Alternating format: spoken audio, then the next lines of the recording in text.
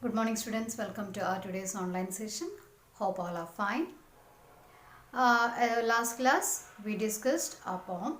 Today we are going to discuss the next poem written by Ted Hughes, and the poem is The Laburnum Top. You might have heard about laburnum trees, big huge trees with hangings and green yellowish leaves.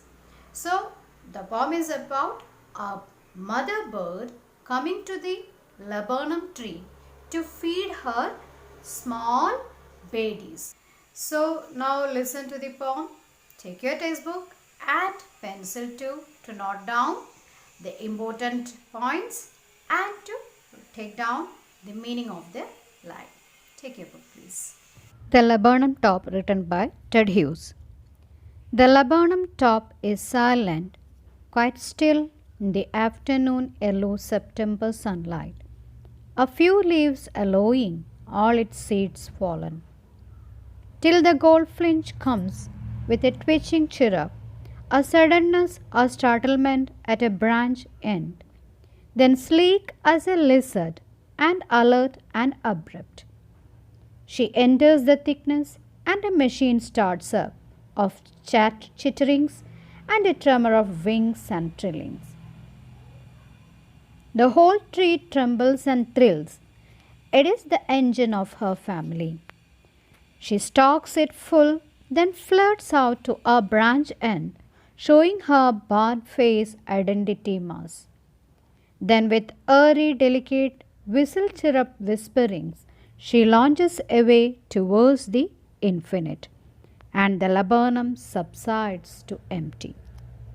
So, in this poem, Ted Hughes is talking about a mother birdie who comes to a laburnum tree top. So, laburnum is a tree with yellow leaves and with hangings. So, a mother bird is coming to a laburnum tree. When she comes to the tree was very silent. That means there was no movement, nothing was there.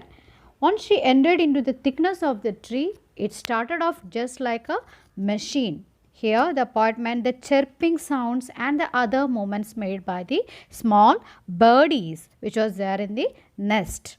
And the poet is telling that these birdies are just like, they are acting just like a machine, just like you start a machine, all these sounds started. And this mother bird, filled their stomach with the food, stocked their stomach with food, and again she went searching for food into the infinity, and the laburnum tree became empty. Now look at each line. The laburnum top is silent, quite still in the afternoon yellow September sunlight. So, which is the month September. So, here the poet is talking about a laburnum tree in the month of September, in the season of autumn.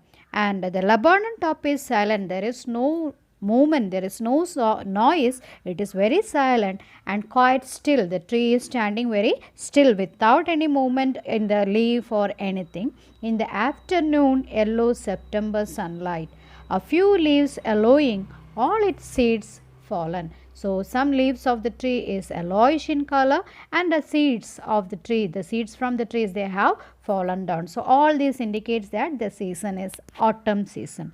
So the laburnum top is silent, quite still in the afternoon yellow September sunlight, a few leaves allowing all its seeds fallen. So the whole laburnum tree is very silent and quiet. Some of the leaves are yellowish in color and the seeds are fallen down on the ground, and all this shows that it was autumn season, was in the month of September. Till which moment? Till the goldfinch comes. Till this goldfinch, this bird with yellowish color, till this goldfinch comes there with a twitching chirrup, a suddenness, a startlement at a branch end. So this bird comes there, this goldfinch birds comes there with a chirping sound, with a twitching chirrup, with a chirping sound, and with a quickness, a suddenness, and a startlement and excitement. And it came and sat on a branch at a branch end. till the goldfinch comes with a twitching chirrup, a suddenness, and a startlement at a branch end. So this bird came flying, and it came and sat at a branch with a chirping sound, with a suddenness, and with a startlement. Then sleek as lizard, and it is so sleek, glowing, it is so shining like a lizard, and an alert and abrupt, with the alertness and abruptness of a lizard. So this bird flew down, it sat at a branch just with the alertness and abruptness of a lizard. She enters the thickness, so she flew down and sat at a branch.